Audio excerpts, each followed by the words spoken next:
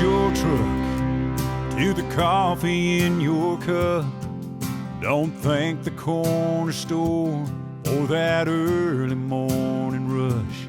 Thank a farmer.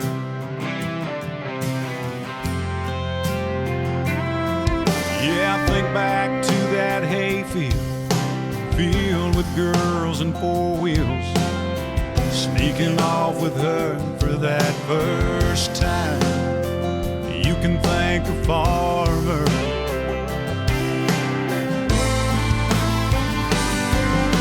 I still believe in amber waves of grain, man on his knees praying for rain that grew this country strong and keep us moving on. They get tougher as their lives keep getting harder. Oh, I think it's time we all thank a farmer.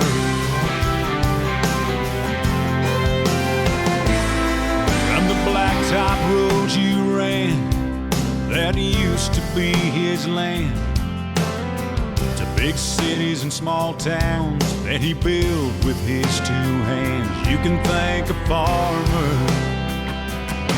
And for this shirt on my back and these boots on my feet and them tank top wearing country girls and them old skin tight blue jeans, I thank a farmer. Yeah, I thank a farmer.